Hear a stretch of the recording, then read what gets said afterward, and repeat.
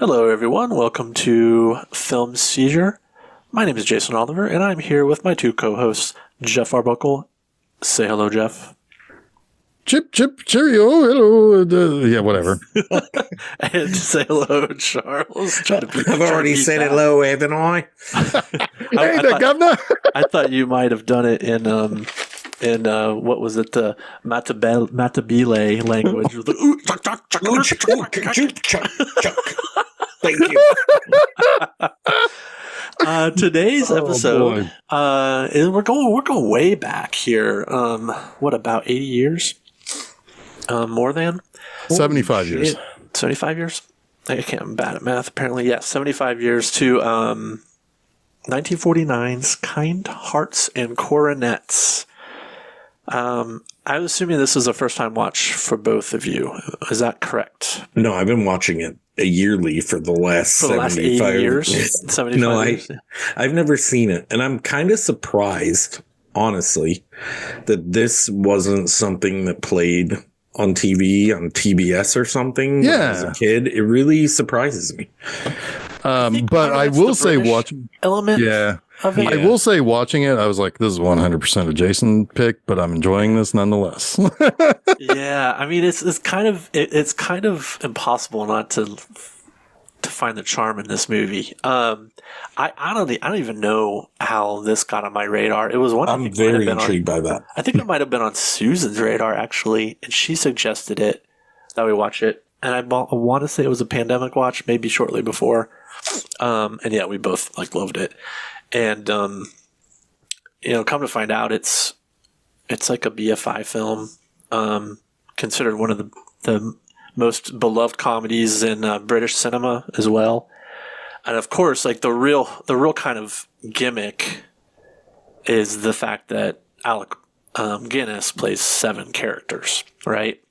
He plays all of the Gascoigne family. Gascoigne family, save one who is going to dispatch them all in turn.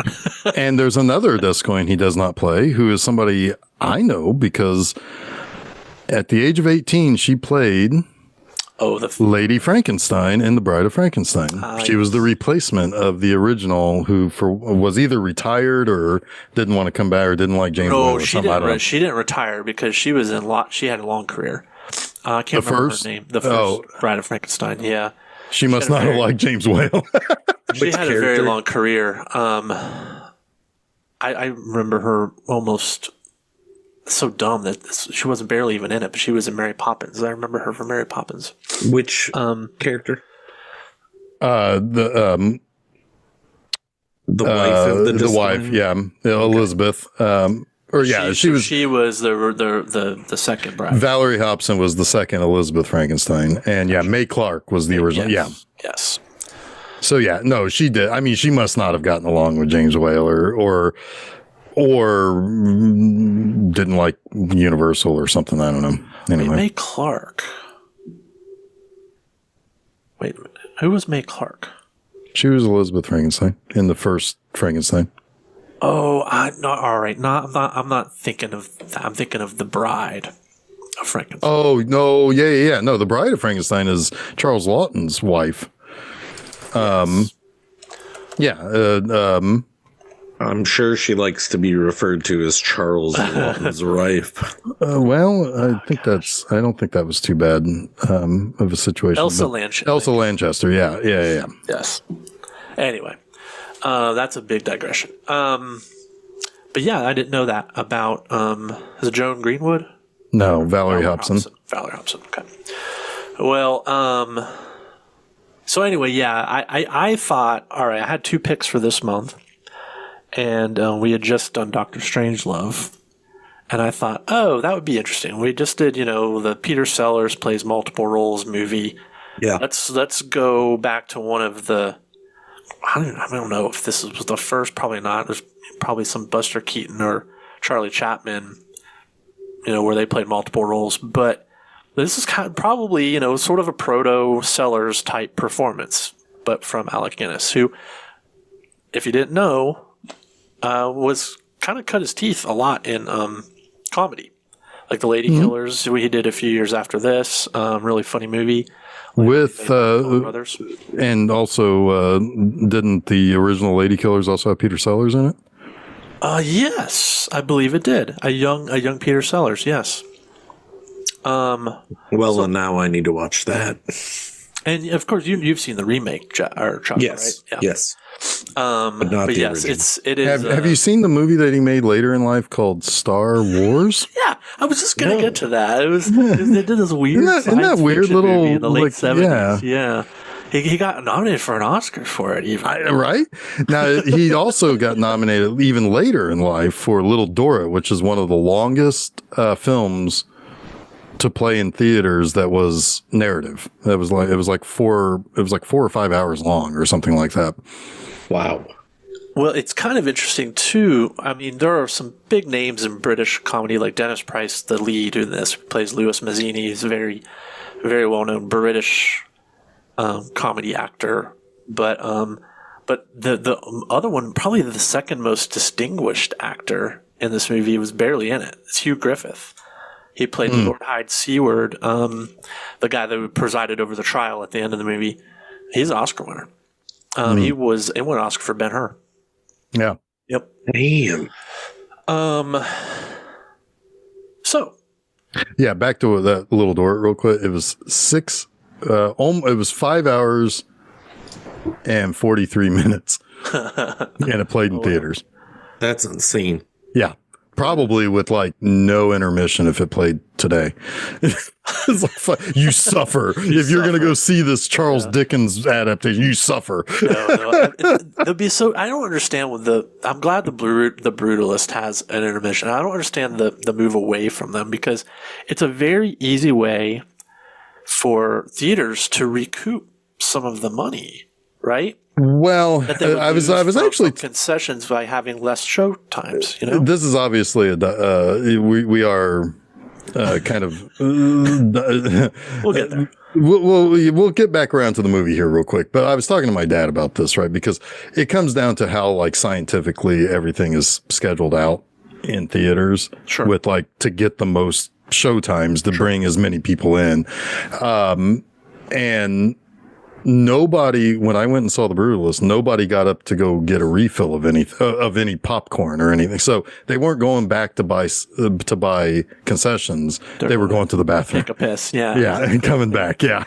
Yeah. But that's the quick thing. If you had 15 minutes, you could pee. You could do both.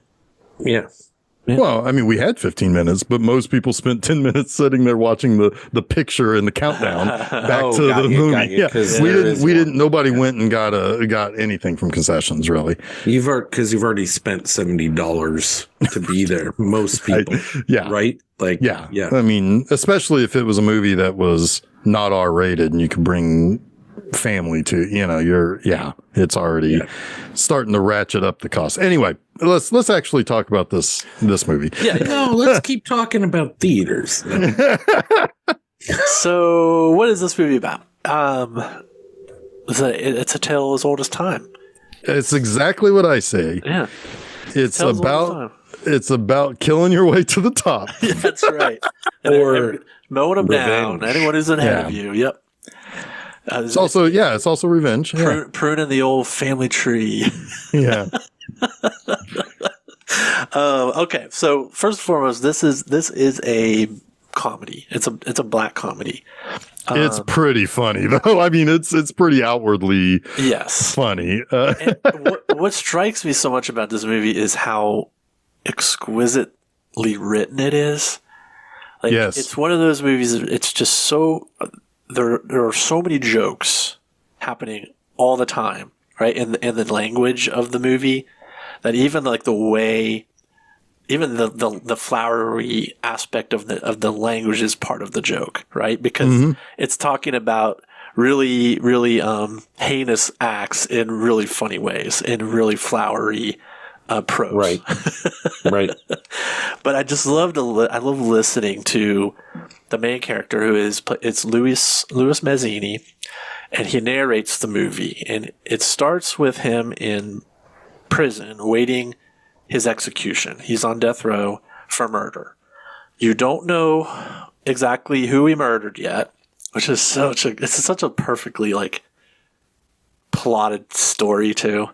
But you don't know who he murdered yet, but he is writing his memoir, and he is detailing, his story in writing. And in perfect, it should also perfect calligraphy, by the way. Yes, it should also be noted that he is a duke, because they are the warden is trying to figure out, and the hangman later is trying to figure out, how should I refer to him in the morning? Oh, it's your grace. Oh, Like, okay. Is it my lord? No, your grace. Right. Your Yeah.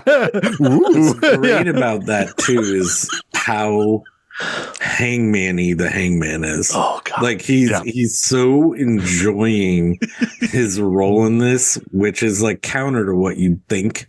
Yeah. Like, I wouldn't want to kill somebody, but he's like, oh, I'm going to retire on this one. Yeah. It's like, what a way to end a career or something like that. Yeah. Yeah. You know what he kind of reminds me of? It reminds me of the role that Christoph Waltz would later play in Hateful Eight. Sure. Right?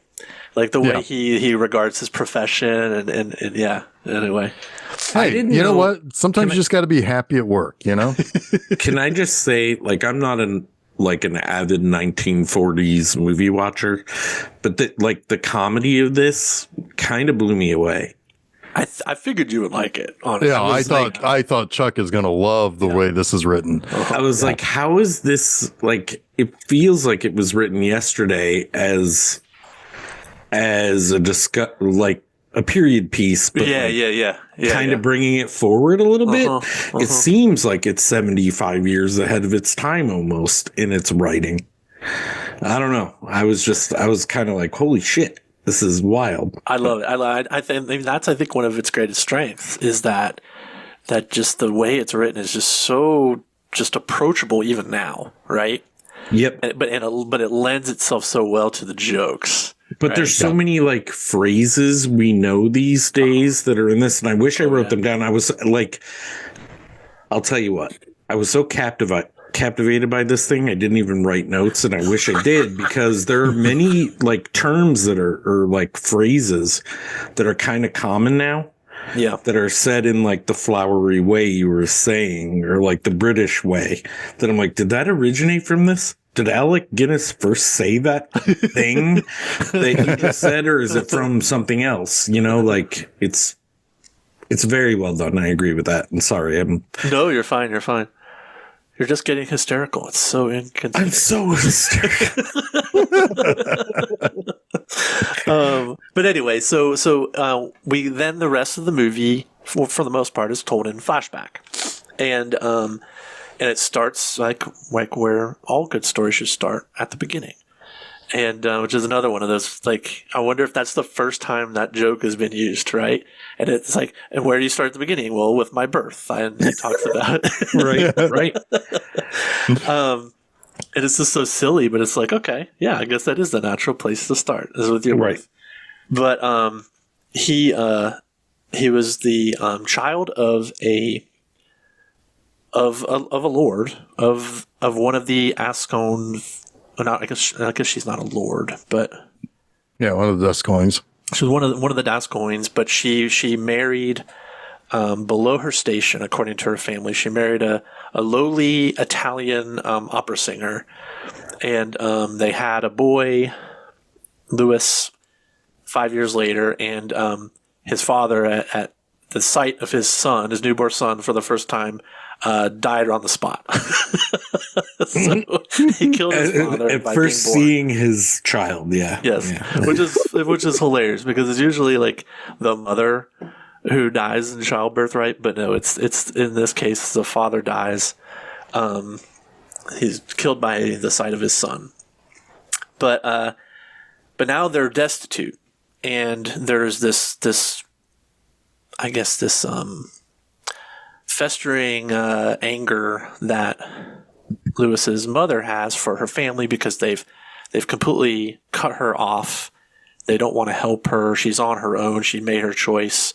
But technically speaking, and Lewis is like, at this point when he's born, probably like 30 places from being the Duke of this family and being a legitimate royal.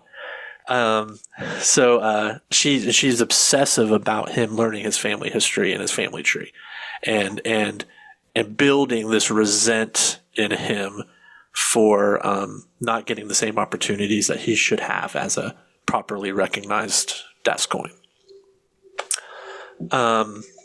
So it kind of goes through his early childhood, right? He meets his early childhood friends of Sibylla and Lionel, who Sibylla is the daughter of originally of their lodger, right? Is that right? Something like that. Because they were. They take in a lodger. Sibylla and Louis are always like they're always together. Yeah. And Lionel was always kind of the one who got in between them, and pretty much does for the rest of his life, and beyond, actually. But yeah, because he always talked like that, Sibylla was always his first love, it's like he knew at the age of like 8 or 10 or whatever that she was the love of his life, basically. She's such a good character too. That is a great, is a great character. So great. Because she is also playing a game throughout the course of this guy's life, just as he is. And oh my God, it's perfect. But it's really good. But basically, like, Lewis has no real prospects of getting into a good school or getting into a profession, like would be a lawyer or a banker or a doctor. He has to settle for a trade. But then he's not even really good enough for that. He's essentially ends up just being like a shopkeeper, selling ladies' underwear from behind the counter. He's a counter. That was an upgrade to what he was doing too. Yeah, that's right. £2 for £2 a week or something. Yeah. No, it was 25 shillings. Shillings, yeah. Yeah, it was 25 shillings. I thought underwear got him to £2. My bad. Well, maybe. I think it was £5 a week when he finally moved up to the banker position. Yeah. But anyway, his mother, she because she broke her glasses and could not get them repaired, she stumbled onto some train tracks and was mortally wounded. I couldn't even keep up with this movie, man. I could not keep up with how fast the dialogue was. I know. So I didn't even realize. Put the subtitles on. I put them on because I was like, it was way easier to absorb it all like that way by reading. And I was trying to take notes early, and then I gave up on that. I'm like, nope, I'm just watching the movie now. But it's that moment, when it's not even in that moment. It's in the moment where his mother says she wants to be buried in the family vault, and she dies, and Lewis he writes a letter to the Duke and asks for permission for her to be buried in the family vault, and it's denied, like curtly denied. And it's that moment where he resolves himself to take what's rightfully his and become the Duke of Gascoigne. And in order to do that, he has to kill, or at least in order to do that, 8 people ahead of him have to die. And he prunes the family tree to its living members. Living members. Yes. And every day he goes to the paper to read who's died. Yeah. But every now and then somebody is born, which is unfortunate when there's twins born, but also fortunate that there's a case of diphtheria. Yeah. And I fucking lost it. Because as soon as he draws them in, he X's them out. And it got the mother too. Yes, it was an unexpected bonus. Called it a devastating blow, the birth of twins. Yes. Was then immediately resolved by a bout of diphtheria. Diphtheria, yeah. And as a bonus. Diphtheria, it's fine. Yeah, whatever. Dysentery. Whatever. Or, yeah, you died of dysentery. Oh, God, it is funny. But the idea had also been kind of put in his head earlier by his mother, because his mother said,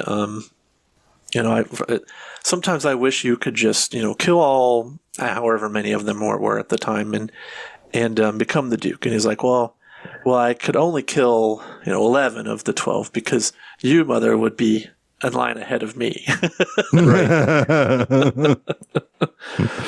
But yeah, so he starts doing his research.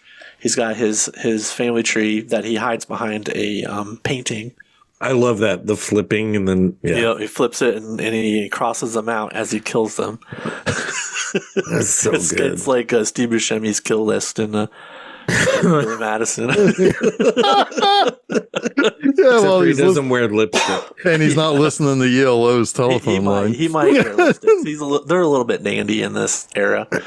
Yes, this is definitely one thing I will talk about later about the writing of this, because there's a very key person, as far as I'm concerned, involved in this. But this is the novel was written with that this was based on, with the Oscar Wilde sense of sticking it to the upper class. Yeah, basically. Makes sense. Yeah. That totally makes sense.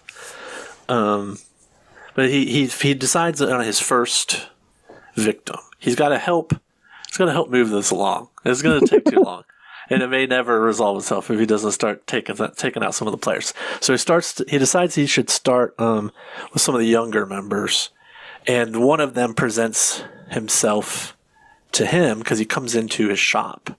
But first he has taken the tour of the castle, which he felt, which was embarrassing because he had to pay to tour the place that he felt rightfully belonged to him. Yeah, that money will be in his bank account later. Yeah, and when the first Dascoin, the younger Lord Dascoin, comes out, it's Ascoin, Dascoin, by the way. Yeah, Ascoin, Dascoin. Yeah. He comes out and he tries to follow him back, but the tour guy's like, "Sir, come back here." Yeah, he grabs him by his britches. I have to say one thing here, because I knew Vincent Price was in this. I did not know he played 7 roles because I don't. Vincent Price? Not Vincent Price. I knew Alec Guinness was in this. I did not. That's amazing. Okay. My bad. I did not know he played 7 roles. So when he showed up, and I watched this with Stephanie, and I'm like, they're going to off Alec Guinness so quickly, but I don't know how famous he is. It's not 7, it's 8. Yeah. It is 8. Times. You're right. Yeah. It is 8 times.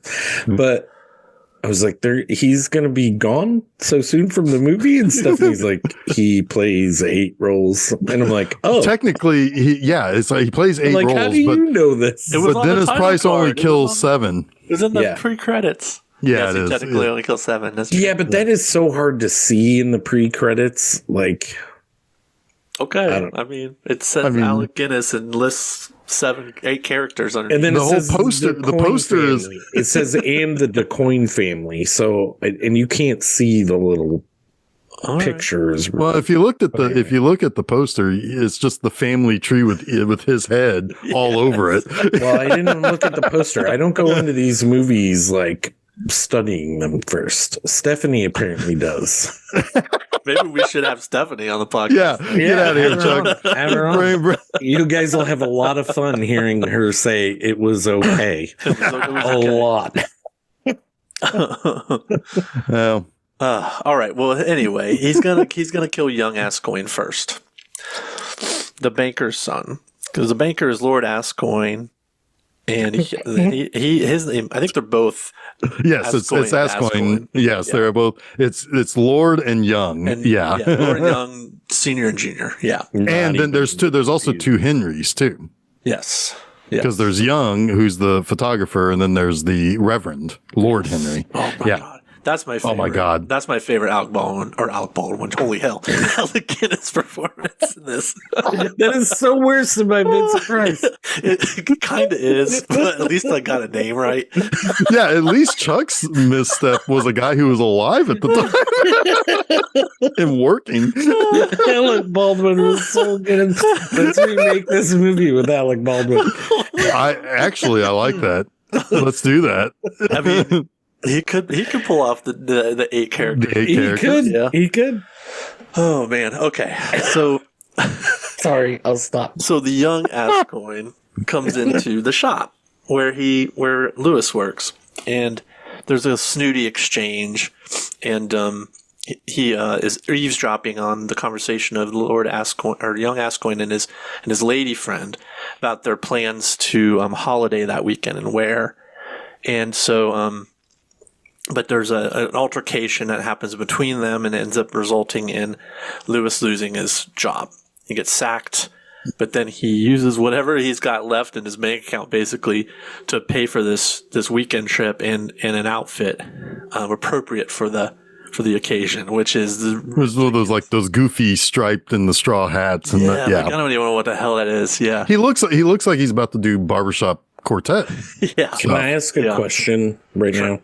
Did we talk about the open of this movie? What do you mean? That Mazzini is in a cell for capital punishment. Yes. I don't remember. Yes. Okay, I'm sorry. You may have you stepped away for a moment, so that might. Yeah. Sorry. Go ahead. Yes, then. He's writing this in his memoirs and it's told as flashback. Yes, and all he's talking about is his murder of 8 Gascoignes, but we'll find out more about exactly why he's there. It's good stuff. There's a couple good like rug pulls at the end. Yeah, it's important. So sorry.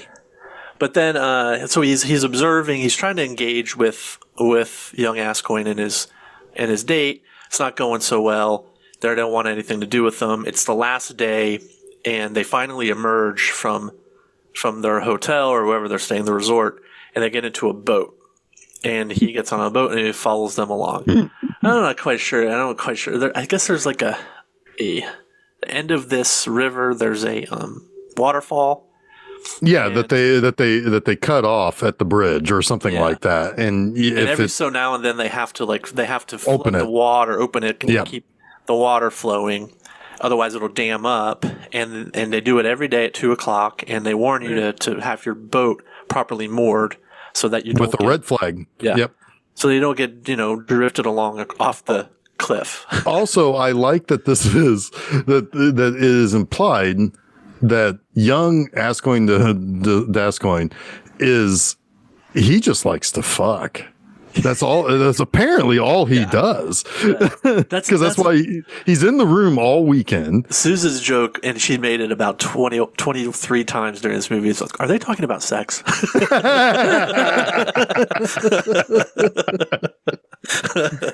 And because like even when he realizes that it's almost 2:00 and that it's time to undam the river, he realizes that they're moored and they are hidden from the umbrella, or the whatever that type of parasol. The parasol. Yeah.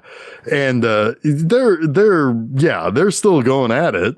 And there's so much so they have no fucking clue that Louis is untethering them and they're drifting off. It's funny, he swims underwater to get to them unknown, and he I love just the little things and how well it's written. I can't do it any justice, but he says that he was fortunate enough to learn to swim at some specific swimming academy. And this was the first time on occasion he was able to swim underwater. Yeah. It's so funny because the first thing I thought of, the first thing I thought of was just a bunch of kids like in a field, just doing the motion. It's like not really. So they're all wearing the snorkel and the flippers, but they're not really swimming. That's hilarious. So he gets over there and he untethers the rope, the anchor or whatever you have, so that the boat is able to freely float off the cliff. And he said, and you watch it go. I was a little bit sad about the lady. She hadn't done anything wrong, but you know. Yeah. No. She. Oh my God, what was the line? I don't remember the line. She had committed one or been subjected to one of life's greatest sins or something. Fuck, I can't remember. Yeah, he made a joke about her, like the fact that she would essentially the fact that she would have sex with that guy was her unmarried. Yeah. But it wasn't a moral judgment. It was more of a he's an asshole. Right. Yeah. That he brought her death upon her, not Louis. It is one thing that he does say during the before this, because he's on that tour. He does say it is so difficult to make a neat job of killing people with whom one is not on friendly terms.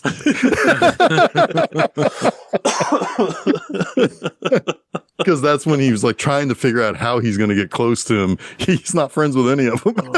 It's so elegantly written. It's like it's impossible to do it any justice by talking about it if you can't hear the language of it. Specifically, Dennis Price's name, the way he talks. Yeah, the way he talks. It makes the whole movie cook. It really does. And then you get the extra added bonus of 8 different Alec Guinnesses, and it's just so much fun.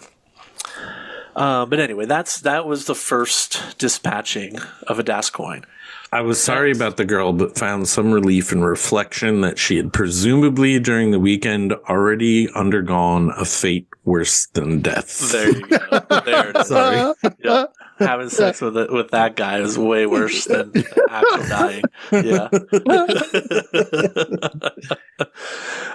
So yes, now his next target is going to be young Henry, the photographer.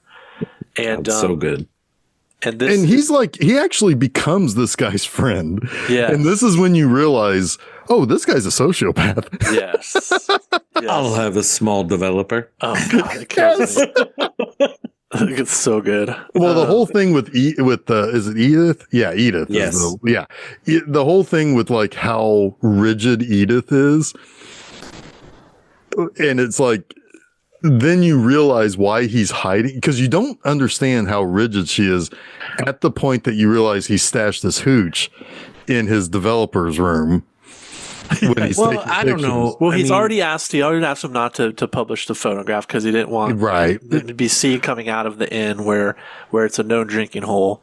And then, yes, he's clearly hiding his liquor, sherry and bourbon in developer, and I forget what the other photochemical is labeled as. Right, yeah. But they're supposed to be photochemicals, but they're that's the joke. Like, he's an enthusiast of alcohol, not of photography. Not of photography.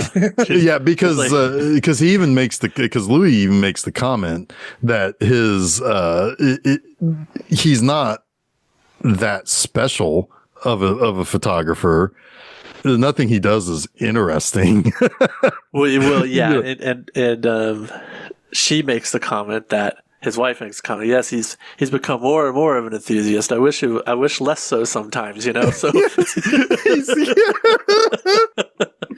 but my favorite moment is when they're in the home and he's introducing Louis to his wife. The young Henry is, and she asks if Louis would like a sherry, and Louis kind of looks at Alec Guinness, whose back is turned to his wife but looking at Louis, and he kind of makes a gesture where he points at Louis and says, nods yes, and then he pokes at himself. And he just shakes his head no. like you're allowed, I'm not. I'm not. Yes. So let's keep up the pretense here. Right. Yeah. I should also mention that after young Dascoin was killed, Henry, before he gets to Henry, Louis has ingratiated himself with the older Lord Dascoin by writing him a perfectly worded, nice sympathy letter. Yes. Which has gotten him now employed at the bank. Yes. And now he is working his way into the family and upwards because Lord Gascoigne also becomes aware that, yeah, he actually is a member of this family at this point. And he's like, well, it would be good then that you are my or that you work at the bank, and then later become secretary. Right. All of that. But when it becomes apparent that he's very likely going to become the Duke, he makes the secretary. Yeah. But also all of this is built around the concept of Louis winning Sabella. Because Sabella is going to get married to Lionel, who she does not really want to get married to because he's so dull. He's the most dull man in England. Yeah, and Louis says, I must admit he exhibits the most extraordinary capacity for middle age that I've ever encountered in a young man of 24. Right to her face. Steph and I were dying. But they have that relationship. Yes. I mean, they really are. My friend Tammy of my youth, we never had this kind of romantic, what's going on here. But right. Totally a girl I've known since she was 8. I would tell her, your boyfriend's fucking dull as fuck. He's a middle-aged man of 24. Yeah. And Sabella is more concerned about marrying for money or for status. Future status than she is for love or lust or excitement. And she would marry Louis, but Louis has no prospects, and she doesn't believe that he can be the idea that he could be a duke. Exactly, but it's a tired story that he's told time and time again about how he's a Gascon, but there's this like, maybe that's true, but you'll never be. Yeah, and she. And it's about this time, once he's ingratiated himself with Lord Gascoigne, that she starts to realize the prospects are there now, and they start having private meetings. That And he specifically gets an apartment. He gets a bachelor's apartment. Yeah. Yes, that is conveniently located and discreet for her. Yes. Yes. And he even makes comment that it would be improper for a married woman to be seen at his bachelor's apartment, but that doesn't stop them from doing that constantly. Yes. So, now he has sex without entanglement. Like, this is good for him at this point. Yeah, because it's going to get messy soon. and this is too where you're like, all right, well, what did he ever really rightfully deserve as a Gascoigne, right? Pretty low on the totem pole. He's got a pretty good job now. He's recognized by the Lord Gascoigne. I don't know how they pronounce it, but anyway, it might be a good time to just stop, right? But no, he's made his. No, he's made up his mind. He's made up his mind. It is full revenge or nothing, right? Yeah, there's no stop to revenge. His mother had to be buried in that disgusting pauper's grave. Yeah, Yep. Exactly. So, like, this is like the Count of Monte Cristo. Like, you get what he's going for, right? Like, even if he wasn't trying to get status of it from it. Count of Monte Cristo might have been a little bit more. I'm trying to draw like a little bit of a comparison. I get you, but it's just a joke. But by the end of this movie, you see this full transformation of this guy. Like, you're kind of rooting for Breaking him, Bad, even though it is absolutely. It's a comedy and it's funny and you're rooting for him, and it gets really light in the middle. But then by the end, he's pretty much unapologetic about he's doing become what he wanted to kill. Exactly right. Yep. Yeah. I just to go back, tie this into what Chuck said about Lionel. I've married the dullest man in London, in England, in Europe. Yes, it's so funny. So funny. Can I just tell you now, while we're at this point, that Steph fucking loved this movie? Oh, did she? She loved it. I was like, okay, it's a crime murder movie. I should have her watch it with me because sometimes I don't. And she's like, okay, I'll watch it. She gave it an 8, I think. 10? Whoa. Which is like, might be Steph's favorite movie. she's a low, like, she's a low baller. Rater. Yeah.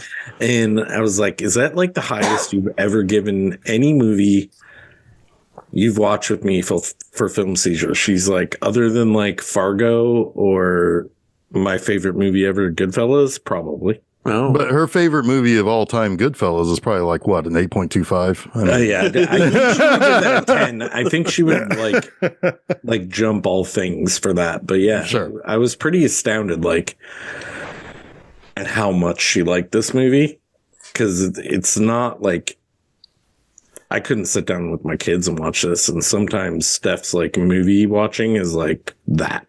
Yeah. It is interesting too, because some of it sort of plays like an early Hitchcock film too.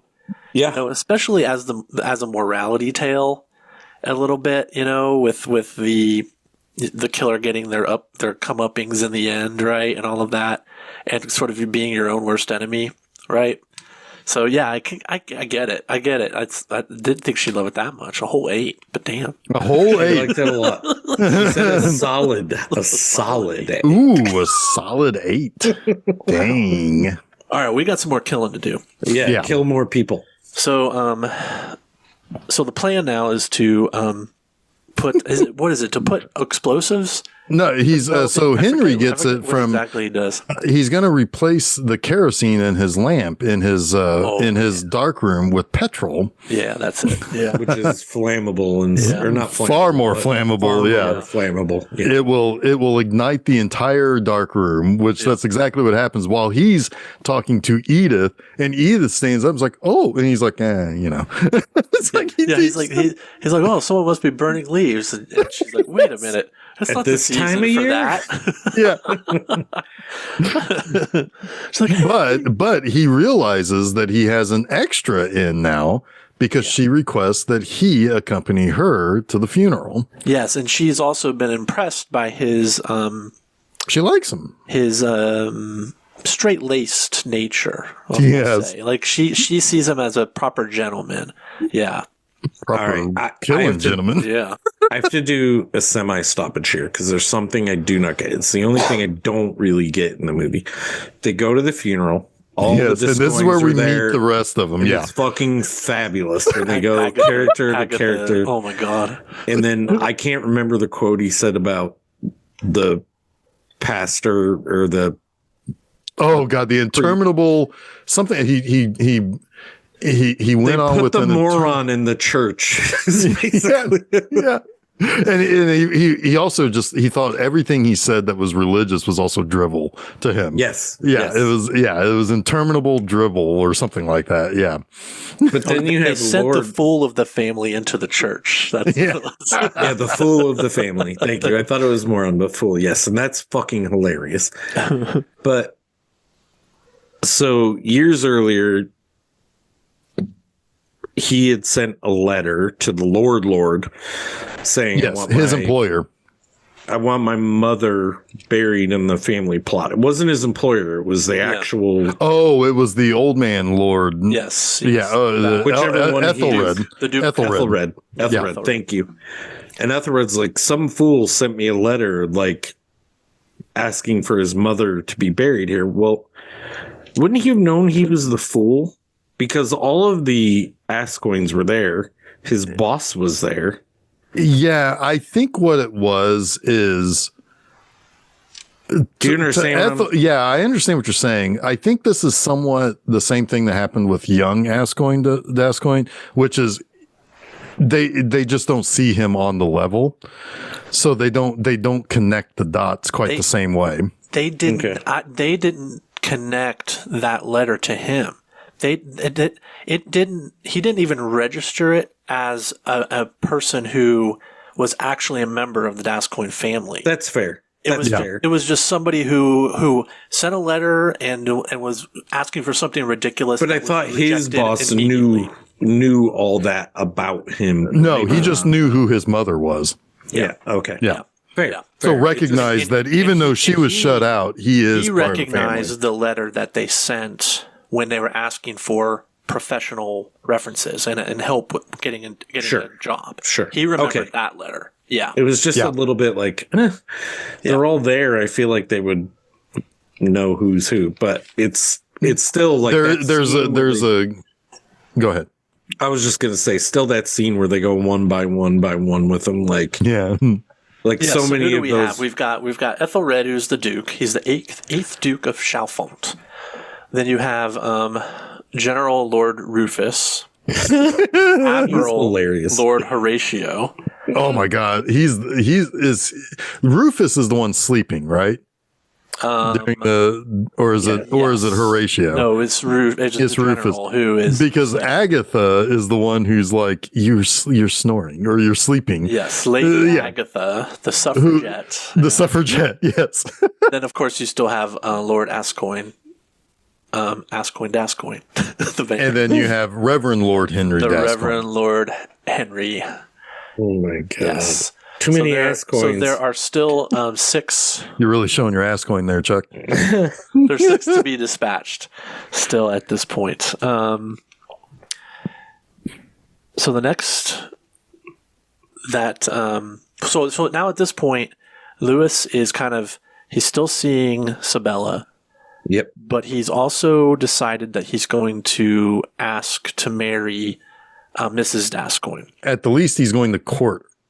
Yeah, Edith. And after an appropriate period of mourning, I think he says. Yes, he is so well, like he's figured this out. Although he does have the great line, while I never admired Edith as much as when I was with Sabella, I never longed for Sabella as much as when I was with Edith. Yeah, right. I also like the line when he tells Sabella, "You know very well you're playing with fire," and she says, "At least it warms me." Yeah. Oh God, that's good, man. That's just good, right? And also he's got the as in an old Italian proverb, "Revenge is the dish which people of taste prefer to eat cold." Yes, that's so that's one of those lines. Is that like revenge is best served cold, like prior to this? Well, I think it's Shakespeare, or is it actually? Yeah, it is Shakespeare. You're right. Yeah. Okay. But there's it's also an old Klingon proverb. Yes, it is an old Klingon proverb. He's more it's very cold in space. You've never truly experienced Shakespeare until you've heard it in the traditional Klingon. Well, now wait, we're talking about 2 different movies. I've got the con side. You're looking at Undiscovered Country, man. We are really spreading the wings here on the. Are you speaking that one language? I'm speaking Mesopotamian. Montabile. Yeah. I had to write it down phonetically. Montabile. Which is the Zimbabwe, like that's the cultural language of Zimbabwe, right? Or something like that. I don't know. Maybe. I looked it up. I think it's Zimbabwe. Anyway, I just made it up. I wouldn't have been. He's the Cardinal of Zimbabwe is who he's impersonating. Okay. Or right. Bishop. Oh my God, he's so funny because that's the next kill, right? Yes. Yeah, he is posing as the Bishop of Metabilan, which of Belaland. He decides to kill the Reverend next because he had not forgotten the boredom of his sermon. The port is with you. Yes. He was so boring. He was memorable. Yes. Well, and he is kind of Lord Henry Gascoigne, Reverend Lord Henry Gascoigne is so. He's kind of an idiot. Like he's kind of like Grandpa Simpson up there. Yeah, he's the old man of the family. Yeah. And he likes his port wine. Yes. I always say my west window has all the exuberance of Chaucer without happily any of the concomitant crudities of his period. Dude, that fucking his description of all the shit in the church fucking killed me. It shows in the vault. It shows in the vault where his mother should be buried. Yep. Oh God, I love every time that there is after every time he murders someone and there's a funeral. It's the shot of the them carrying a casket in, and the toll of the church bell. Yeah. It's the same shot. Bring out your dead. It's so good. But then later there's two at the same time and you don't realize it. It's so good. All right. So yes, he decides to poison the Reverend because he's had this poison for a while. Yeah, that was the original plan from the doctor who's Sabella's father, who he used to lodge with. He was going to poison the young Ascoigne. Yes, young Ascoigne to Ascoigne, but he could never sit with them at that park. So he sent him over a cliff. So he sent him over the waterfall. So he's had this poison for a while, and then he decides to use it on the Reverend by poisoning his port wine. It was a 64, I believe, a very good year. Yep, it was 64. It's an old port. Yeah, because that's 1864. Yeah. I mean, because this is Edwardian, which is the first 10 years of the 20th. But yes, he's regaling him with fake stories about being the Bishop of Zimbabwe, and the fact that they were given a bunch of Bibles translated into Matabele, but that even the natives don't know how to read Matabele. He's like, quote something for me. Quote something from the Bible for me. I forget what verse he wants, and he just makes up some nonsense gibberish, and it's so funny. Well, he says one of the things in English, and I don't know if it's thank you or whatever part of the quote he like puts it in there. And I'm like, that's fucking hilarious. Oh my! But yeah, he poisons his wine, and he's smart enough to pour out the rest from the calf. Yeah, because his doctor had always said that he's going to die of heart attack or something from drinking. Heart and artery. He likes it. He likes his vices. He likes his juice and his cigars. Yeah. So he's had 2 accidents and a heart attack. So kind of like deaths that could be explained away. Most are happening. Yeah. Most definitely. He's doing a very good job of covering his tracks. Although things start the next 3 happen boom, boom, boom. Yes. And they are not easy to, I mean, one is an accident, is buffoonery. The other 2 are going to be kind of obvious if you think about it. I mean, I don't even understand one of them, so we'll have to talk about it. But man, it's going to be one of the military guys, I'm sure. Yes. General was the one that cracks me up the most. But first he takes out Agatha. Yes. Alec Guinness as Agatha Gascoigne is a tour de force in and of itself. So funny. Did this happen a lot before then? Like being in drag? Yeah. It's big in England. It's huge in England. I mean, that goes back to Shakespearean times. I didn't know it was like on film, though. Like kind of. Oh, I'm sure it was. Yeah. Yeah. Yeah. But played for comedy? Oh, sure. I mean, most of the time it is played for comedy in England. A huge Monty Python thing, but yeah, I mean, in England, it is almost always for comedy. Okay. Yeah.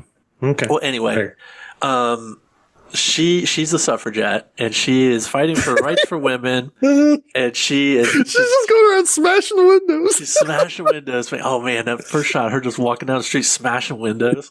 And if she's ever seen in public, she's getting arrested. Yes, constantly arrested. But she's got I can't gain access to her because she's either arrested or fucking surrounded by police because they're watching her. Yes. Fucking great. Yes. So finally he gets wind of he joins the movement for one, so he can get close to her, and he learns about upcoming plan for her to go up in a hot air balloon and drop leaflets. So his plan is to snipe her balloon, basically, but with bow and arrow. And he says he's been practicing. Oh yeah, he's been practicing his bow and arrow with Edith. Yeah. Because Edith, that was one of the pictures that young Henry took. Yeah, it was her shooting at its heart. Good setup. It's good setup. It's like Chekhov's arrow. Yes, which is kind of I mean, that's a very Edwardian thing too. Is that you always see paintings and stuff of like the lords and ladies out there just shooting arrows and stuff, like doing yards, lawn darts, and croquet. Yeah, I mean, so it's like I totally buy that her hobby is archery. Yep. Yeah. But he says, I shot an arrow in the air. She fell to earth in Berkeley Square. It's so good. That's Shakespearean, too. Oh, my God. Oh, yeah. All right. So the next one is Lord Admiral. Yes. I don't understand this one. Okay. So Lord Admiral, he ended up, he caused a collision at sea because he's an idiot. He's a buffoon, and he's a captain or he's an admiral. So he creates the accident that ends up sinking the ship, but he's such a good naval soldier that he demands to go down with it. Yeah, right. I got the joke of that, but how did he get the happen to make the crash happen? I missed it. I think he just told somebody to go a direction and they ran into something. He did say the wrong direction and the guy said, "No, you mean aft." And he's like, "No, port." Yes. Or whatever so it was. How did he get on the ship? He's an admiral. He's never on land. So he's always on his ship. Did he not kill this guy then? No, it was an accident. Oh, it was just a legitimate accident. He killed himself. Okay. So technically, he only killed 6 of the Gascoignes. Yeah. Because 2 of them die of one of buffoonery and one of shock. Right. Okay. All right. Fair enough. The one he didn't want to kill. We'll talk about the shock one is a good one. Yeah. My favorite kill is the next one, the death by caviar. Oh my God! It's the only thing the Russians are good at. I don't get the mechanics of it, but it's funny.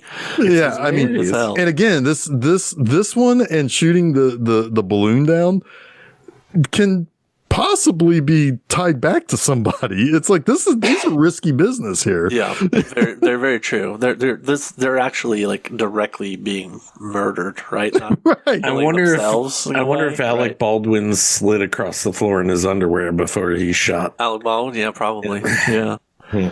But yeah, he packs some explosives in a tin of caviar. Yes. And because it's the caviar that the general orders a lot because I don't know it's the only thing he likes about Russian people. Yeah. Right. And but he opens it, he puts his spoon in, and that somehow ignites the explosion, and he says, "Not an atom of him was left." So good.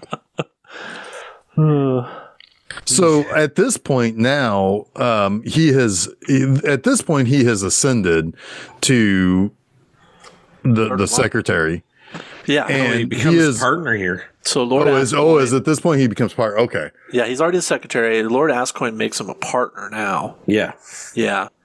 Yeah, because I think he becomes secretary after the Reverend is killed. Yeah, and he's like, I intended this position for my son, but seeing how that's not going to be, that's not an option. Yeah, and also he's like, you're third in line. Yeah, you're about to become Duke. Yeah, he's like, well, you're ahead of me. He's like, yeah, but I'm an old man. You're going to be Duke one day. You need a more proper profession. Yeah. And then this allows him to get a bachelor's apartment, which then he and Sabella keep going. And this is also about the time he's ready to say, well, he should have a wife of stature too. So he should marry Edith. Yeah. He proposes. She doesn't immediately accept. Because she's still living with the ghost. Yep. Yes. And she could never imagine anyone other than her Henry. And to be honest with you, considering she was in Bride of Frankenstein and The Werewolf of London, she's used to living with monsters. Yes. But yes, so she does eventually agree, and there's kind of a bit of a fun scene here where he's at his apartment. He's waiting for Sabella to come for a tryst, and the doorbell rings, and he thinks it's her, but it's actually the Lady Gascoigne, Edith, and she comes in and she accepts his proposal, and but he's also trying to get her out because it's so fun because it's like perfect because he's being a gentleman. We should end this meeting so we don't do anything nasty. Yes, it looks improper. Yes. Yeah. He's trying to get her out of there to like save her honor, right? Well, he really just wants to get her the hell out of there before Sabella comes to the door, because that's going to be hard to explain. And her little sniffing, Sabella's sniffing in the apartment, like, when did you start wearing this? Or whatever the thing was. Some kind of like rose perfume, Yeah. And she's like, I just ran into the most beautiful lady in the hallway. And he's like, oh, that must have been the Lady Dascon or Mrs. Dascon. And she's like, oh, why was she here?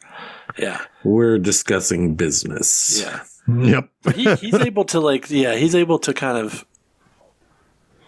tell manipulate that situation with her. But if she had come to the door, that would have been bad, because there would have been no reason for Sabella not to, like, I guess, explain that they're kind of together. Although I don't know, maybe she wouldn't want to because she's married. I don't know. It would have been more sloppy for sure. Well, he knew that. I think he knew that Sabeth was. Well, why would Sabella come to his apartment? I mean, how would you explain that? Oh, right. Yeah, oh, yeah. I mean, yes. He would have to explain two different concepts to two different women asking questions at each other. Which would be a funny scene. Yeah. Yeah. I don't know the complications of dating two women, but I imagine there are some. If they Good don't cover, know about Chuck. each other, yep. I will say, I want to say one thing at this point. It dawned on me that all of this killing was not going to catch up to him, but why the fuck is he on trial for murder? Yeah. Or what did he get accused of? Because it's not the family, right? Like I had that inkling at this point. I'm like, something's going to happen to Sabella or somebody else. Yeah, that he's actually going to get pinned. Because this whole time, Sabella she's her wheels are turning, because she knows now that Louis is definitely going to become Duke one day, and that she fucked up by marrying what's his face, Lionel, right? Mm-hmm. At this point, Lionel. when Edith comes to his apartment, he already had his meeting with Lionel? Not this one. Not this. No, this because one I is think around the time where she says, "You'd think maybe you killed them all." Right. Yes. Yeah, you're right. Yeah, and which is before the Lionel he meeting. spills his drink a little bit. Yeah. Because then, because it is shortly after. So that's very Hitchcockian. It really is. Yeah. Because because Edith agrees to marry Louis. They tell Ethelred, because he is widowed and he doesn't have a kid. Right. And he's like, well, because he's also like trying to figure out how to get access to the Duke, right? Because he knows the Duke's got to go. And so he by announcing his proposal to Ethelred, he thinks that he can get an audience. And he does get a little bit of an audience. But he finds out that Ethelred is planning to remarry to produce a child, which is the one woman, the kind of hefty woman who's like, is like, I can't remember exactly how he describes her. I know exactly. Well, he describes her as she was of a specific family. She was German or something, wasn't she? Or something. Well, he uses her family name, and then he calls her that family name Cow. Is how he describes her, and that she was incapable of any kind of conversation. Yeah, because he asked her a question, and she's like, "No." She says, "Did you go to the opera this season?" And then she just says, "No." Is that like Oat Rod or something like that? It's something like that. Yeah. But then, anyway. but he's like, well, I've got to get rid of him now. Yeah, because he's gonna get married. He's gonna try to produce an heir. He calls it his family duty, really. Yeah. He makes some joke about having an engagement party but not inviting anyone because he doesn't want to inflict her on his friends. Yeah. So fun. Red pole. Red pole count. There it is. Yeah, that's right. Yeah. So he knows now the clock is ticking on him, but he picks up the giant sword and starts. Oh my God! This. Yeah, and then he says something about how he got to see all these great weapons of murder. But they didn't consider 20th century. Yeah, they didn't consider the present day. that moment feels like something that Will Ferrell would draw from, or even Monty Python, right? Like that giant sword and well, it's a little that they actually fought with them, which they didn't, right? It's a little Pink Panther. Oh yeah. That too. Most definitely. Yeah. But anyway, so they, and basically it's around this time that Lionel comes saying he's broke. He's flat busted and he needs money. And Louis turns him down coldly, almost like his mother was turned down for being buried in the family plot. And he's gone completely and totally cold to this, to which he is now the types of people that he's been killing. Yeah, but he can legitimately say that when I was a lowly person, you did not give a hand to me. That's true too. True. Yeah, which is true. But he has probably more than he needs too, compared to the other scenario in the past. But anyway, he is rather cold in this because I think Lionel even tries to basically getting down on his knees and begging him, and he's like, get out of here. Old pal, old boy. Do you Yeah. remember when we used to burn chestnuts by the fire, old boy? Which is something that Sabella talks about constantly, is talking about roasting them chestnuts. And it's like, they're talking about sex, right? Which is, well, I don't know. I don't know that, but I do know, when you have old friends who your connections are just that. You talk about those things. Sure. It's the only thing you can mention. The warm days of our childhood, right? Yes, because nothing else has happened since then. Yeah. Right. Yeah. Or at least they're certainly not. They're not on the same path here, at all. Yeah. They live completely different lives. Plus, they both love the same woman. That's. I'm wondering if Mazzini really loves Sabella anymore at this point. I don't. At this point, he's not really at all the person he was anymore. I mean, he's gone past the he's gone past the veil a little bit here. She's becoming more of a problem to him, not in the ways he anticipates. No, because I would say that he hasn't loved Sabella since she initially turned down his offer of proposal. Maybe. I think from then on, he's kind of known the color of her character and has gotten what he wants from her, but he is never going to marry her. That's fair. Yeah. I mean, they don't really have, because again, all they talk about are two things. What are they doing tonight? And roasting chestnuts by the fire, as kids. They don't have really anything in common either. She constantly is apologizing for laughing at him, right? Yes. Trying to win him back. She wants a little too late to orchestrate a divorce. Yeah, we find out. Well, yeah, but that doesn't come quite yet, because one thing we didn't mention is that you're a lucky man, Lionel. Take my word for it. Wow, 1999. What a line. What a line, right?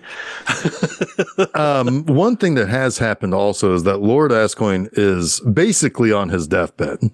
Yeah. He's gotten sick. He had a stroke, and Louis is actually happy about this because he doesn't want to kill. About not being relieved about not having to dispatch the old man or something. Yeah, because he's grown to like him a little bit.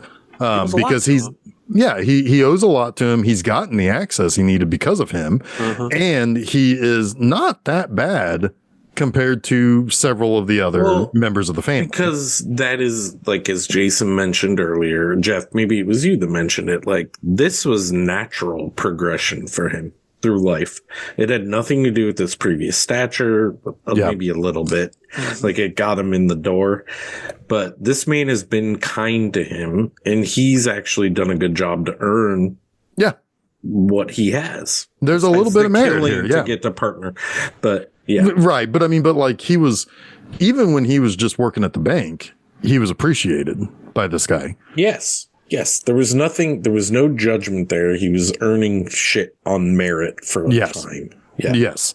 And maybe if he had just not been killing people, he would have ended up somewhere halfway in the line of succession, but would have been really brought in at that point. He had to kill that dude's kid to get in there. So there is that. Yeah, but he was the biggest asshole of the bunch. Yeah. I mean, he was kind of the biggest of the assholes. However, he would have been the least of the problems, probably, though, too. Yeah. He was so occupied with other shit. But he was occupied with getting that tang. Yeah. Anyway, so, but also, Louis is going to go on a hunting expedition with Ethelred. To which he says something to the effect of course, he didn't do anything, because blood sports are against his nature or whatever. So I mean, it's point. Like, but he's been killing people constantly. Yes. And reveling in death of people. But anyway. He's still keeping up those appearances with Edith, though. Yeah. Yes, he is. Yeah. But this is also where just one of those classic lines I've heard before, and I don't know if it comes from this or this is just an old stuffy English thing, but like they catch a poacher, to which he's like, and now Haskins will thrash you. Yes. Yeah. That's like so Monty Python. Yeah. Okay. Yes. It's like, it's so stuffy British. His butler's comes over and just beats his ass. Yeah. And that'll do after like 5 or 6 beats. Yeah. But anyway, he tells him, he's like, move the trap or else we'll just tell each other where they are. Yes. Yeah, these are like bear traps. Yeah, he calls them man traps. Yeah, yeah. And to which Mazzini asked, "I thought man traps were illegal." It's like they are, but so is poaching. What are they going to do? Like say that I used the man trap on them and then go to jail for 6 months for poaching? Yeah. So he gets the idea of, well, maybe I'll set a man trap. Or he sees Ethelred. Where the man trap he goes back to get his cigarette case or whatever he says. And he says he dropped the cigarettes. Yeah, to see where the man trap's being placed, so he knows where it is, and then he knows where to lead the Duke. Ethelred. Yeah, and so he does do that, and then he just shoots him. Yeah, while he's stuck. I mean, that is the most direct murder. Yeah, shit has escalated to this. From here, I think the wound will be consistent with the story I shall tell. Yeah. Yes. And like this is the one though. This is the one that set him off. Like every other one was like kind of an inconvenient kill along the way, but this is the guy that said, no, you cannot be buried on my land. Right. You are not a Gascoigne. Yep. Like he's the one that is the final decision on who gets cut out of the family. Yeah. Well, he's the Duke. He is the Duke. Right. So which if then he was passes. Murderous, if he was really murderous at all, it was towards this guy. This is the revenge that he truly wants. Yes. This passes the dukedom to the 9th Duke of Chalfont, which is the old Gascoigne, the banker, who dies from the shock of it.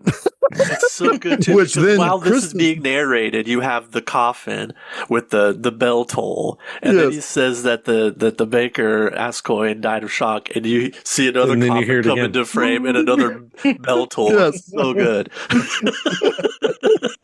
And now he is christened the Duke, the 10th Duke of Chalfont. He has gotten where he wants to be and where his mom always said he belonged. But As he is celebrating this, he is arrested for murder. Yes. And he's trying to figure out which murder am I being arrested for? All of them. Or all of them. Yeah. And we find out he is being murdered because they have dragged Lionel's body out of the river, and he appears to have been killed. Yeah. And there is I thought they said there was a stab wound in his chest. It was out of the murder. Yes. Yeah. Yes. There is. Yes. Which I got a little confused with, because it's been a while since I've seen this, with when they had their tussle, Lionel pulled a weird ass knife off the shelf and tried to attack Mazzini with it, but he pushed him down and he fell. It looked like he fell on the knife. No, the knife was stuck in the table. Oh, okay. It got stuck in the table. Okay. And then he just falls down. Oh, okay. Right. Yeah. So he's not dead when Mazzini leaves. Okay. Yeah, because he does go home, and I do believe he either really did kill himself. I think he did.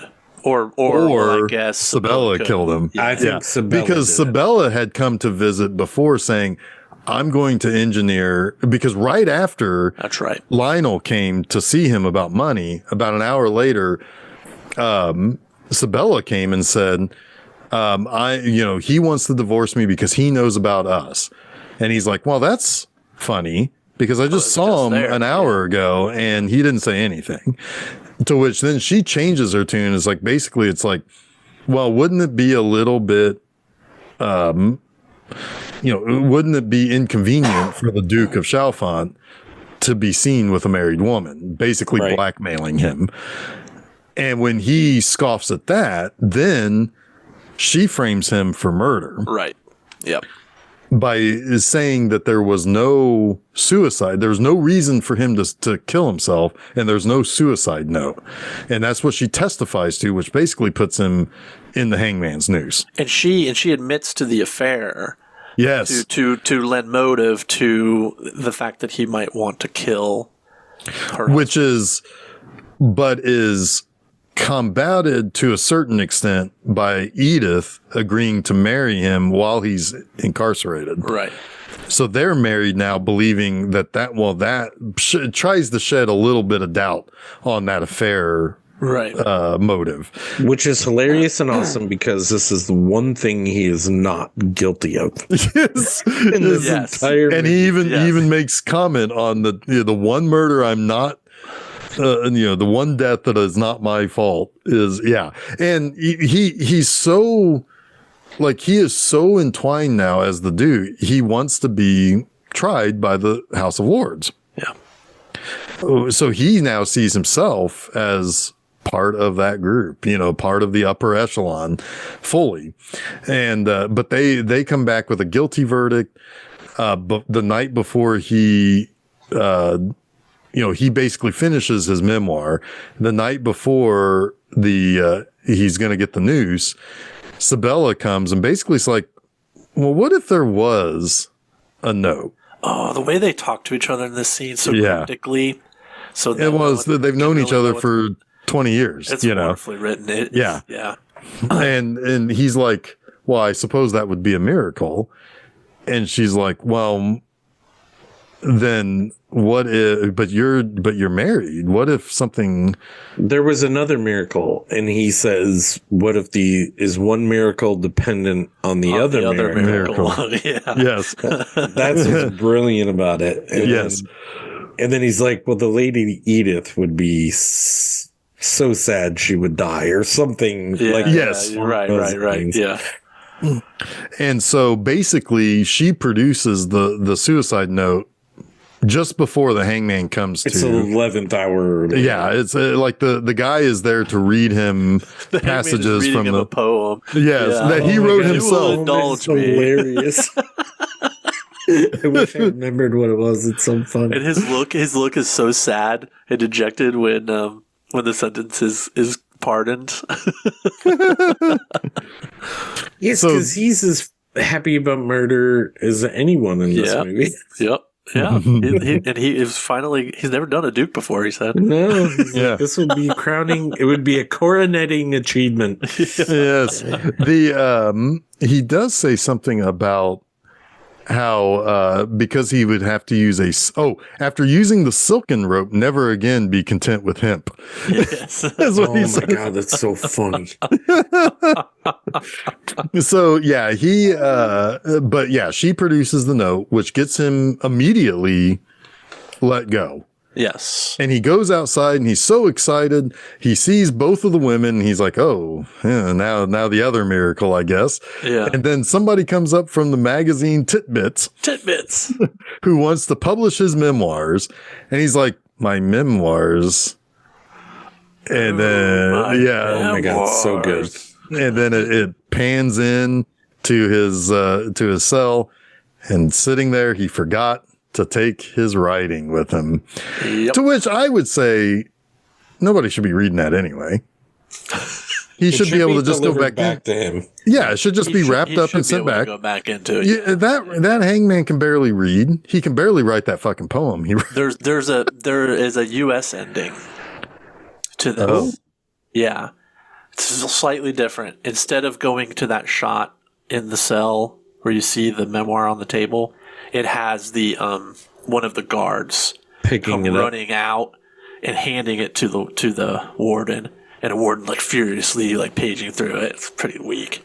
Oh God, the original ending is better. Yeah. Oh yeah, the British ending. But it so kind of much like answers your question, but it's like we don't need it answered. Yeah. Well, it shouldn't be read. I mean, this is the Duke's. No, I mean, this movie does have an ambiguous good ending because he's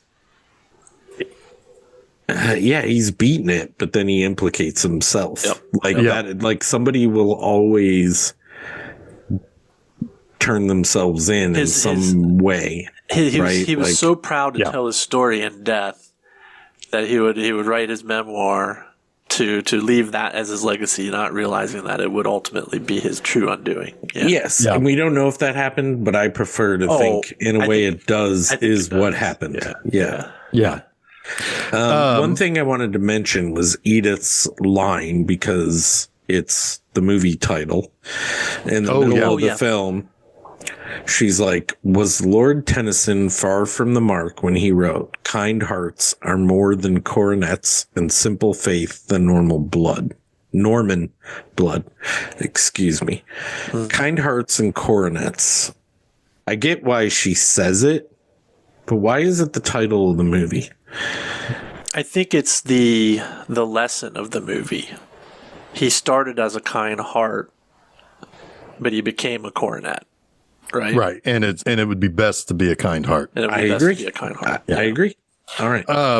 One thing I do want to say is that this is okay. So I was going to talk a little bit about the writing of this. So originally this was based on a book called Israel Rank, the Autobiography of a Criminal. Israel Rank, not Louis Manzini, is a Jewish man. And when looking at that book, it was pretty stereotypical, like early 20th century, like opinion of Jewish people. Oh, okay. Yeah. And by this time, it's post-war, the thought was, let's change this to an Italian guy, because we can just say he was born to an Italian guy and whatever. There wouldn't be any stereotypes. We can avoid it altogether. Also, in the book, Israel Rank killed at least one child. Ooh. And so they changed that so that it's all adults. To which originally Alec Guinness was only going to play 4 Gascoignes, and he telegrammed back, why not 8? And then wanted to do all 8.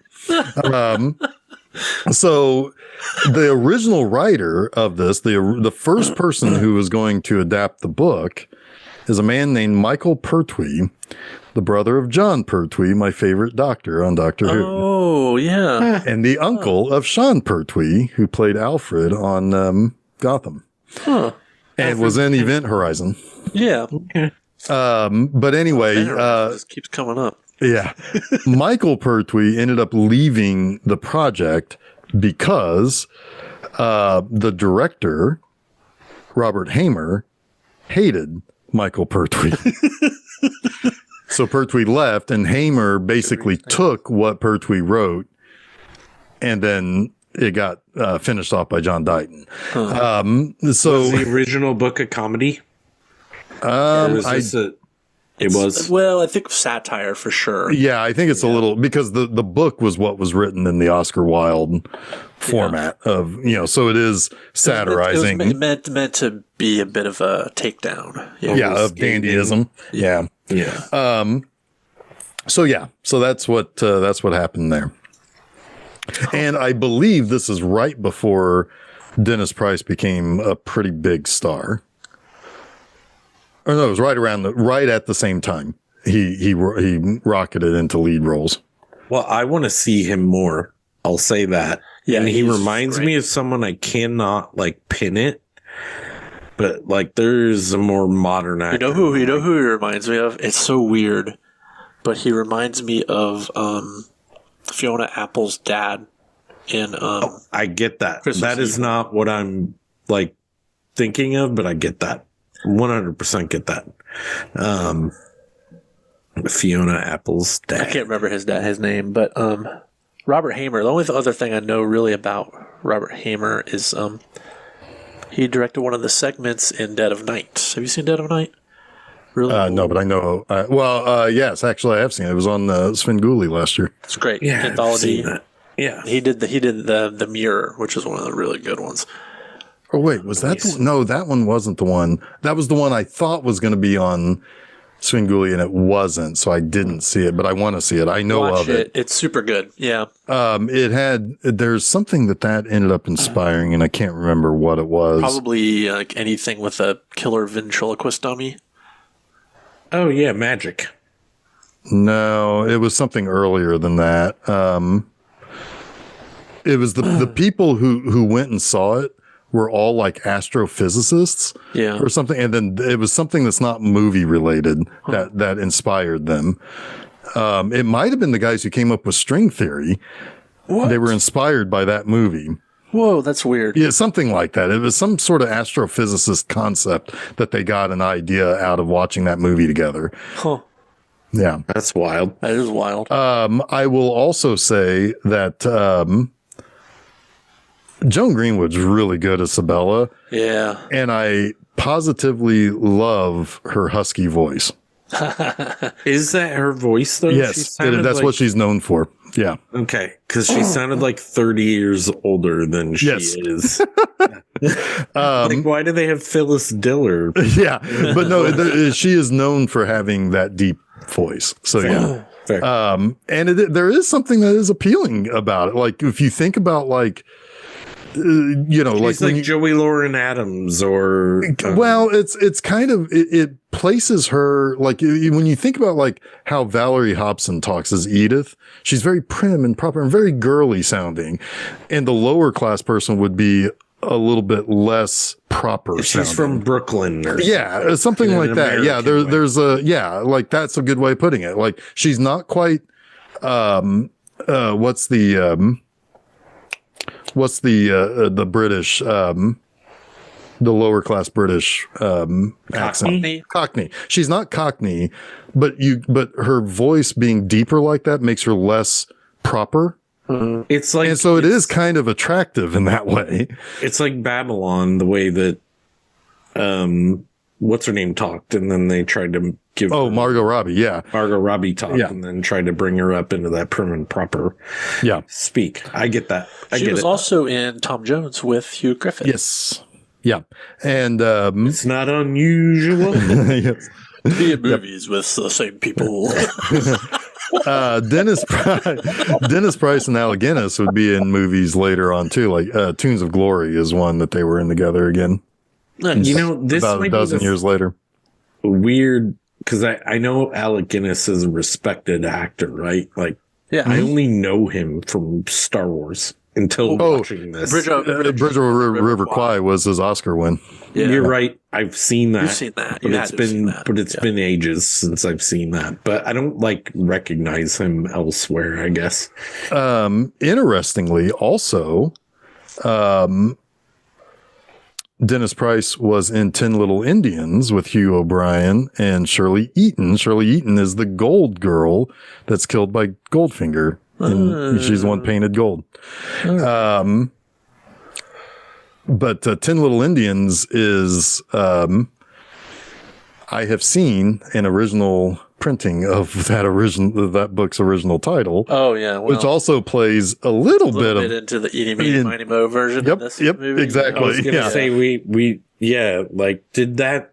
We don't have to say the word obviously. No. But did that have a different meaning then, or was that actually what they were saying? Well, That's a good because question, that's a very good question, because there is in England, I think that word kind of had a different connotation for a long time. I think so too. Because very well known, not that long ago, there was an English driver who said the word in an interview, not realizing that it's a different connotation here. Really? It's kind of like what the other connotation of what's a word that British people use, that certain British people of a certain for cigarettes? For cigarettes. Exactly. Yeah. Yes. Yes. So I think because the way they use it in this movie does not come off the way you think it might. Because they're talking about different people. Exactly. Yeah. Yes, yeah. I agree, but it's extremely, unfortunately, jarring to me. Yeah.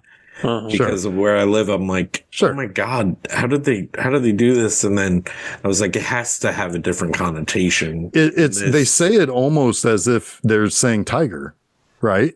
In the way that we would say that poem now, right? Yes. To catch a tiger by his toe. Yeah. Yes. You know, I've heard it's said this way in negative ways too. Absolutely. Like, I mean, we grew up in an era where that was not uncommon. Yes. Yeah. So it says this version was similar. So there are a few versions of this. The oldest one goes back to 1888, maybe. The same version with that word was also used in a Rudyard Kipling story. Yeah, of course it's Rudyard Kipling. Yeah, because he's clipping. He's got an unfortunate history with how he views African peoples, which is also the guy who wrote the poem. Speaking of, we talked about it last week. The trailer for 28 Years Later. That's a Rudyard Kipling poem that's being written. Yep. In a very early. I don't think it phonograph. Not meant what we think it means, though. It probably doesn't, but I think that the harshness of it maybe means something different in England. But it's almost like it's I don't know. It's a slur even in its non-harshness because of its demeaning nature, right? My God, I don't want to drag this on, but if I think about my youth and all the ways I heard that word, in a passing way, like with things like even as small as a nut you would eat, a macadamia. I think it was. Brazil nut. Brazil nut. Yep. Like Jesus Christ, people. Yeah. How are you so? I mean, be happy we live in an era now we're a little bit more. A little bit. Well, we're a little bit more united in language, at least in terms of a little bit, Jason. A little bit, Jason. Yeah, I know, but we'll see how that goes. Yeah. Yeah, we have a few years to find out. Yeah. But I mean, yeah. But anyway, yeah, I don't know. Sorry to digress on that word, but thing. Yeah. But I'm just trying to make the point that I don't think it ever not meant that. It might have had varying degrees of malicious intent, but it was always a slur. Yeah, so. I will agree with that's that. One of few words in language now to me, because I tell my kids all the time, like, bad words are not bad. It's the intent in which you use them. Sure. But that word like supersedes.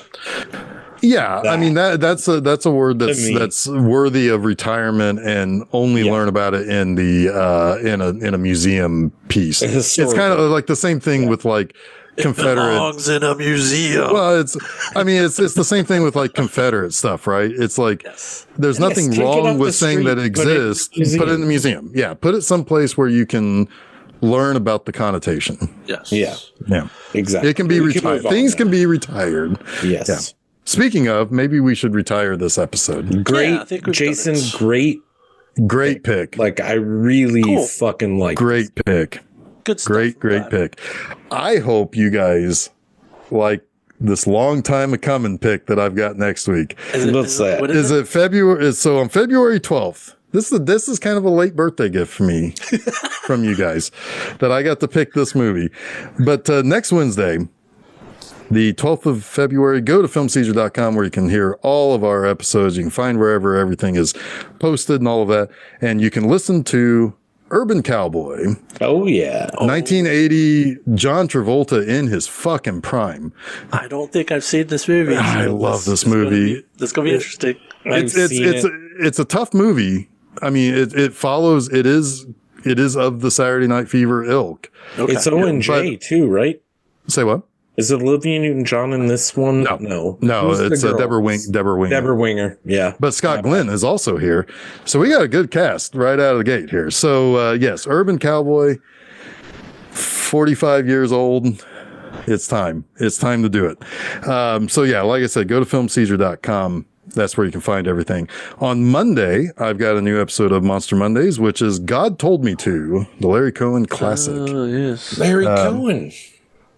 That's a pretty good flick. I like that flick a lot. The monster is maybe God. Anyway, so yeah, all the same places, filmseizure.com. This upcoming Friday at my website, bmovieanima.com, read the review I have for you for Extra 2, The Second Encounter. Not as good as Extra 1 by a long shot. Spoilers. It sucks. Anyway, in name only sequel, but not made by English people or by Italian people, made by Canadians. Anyway.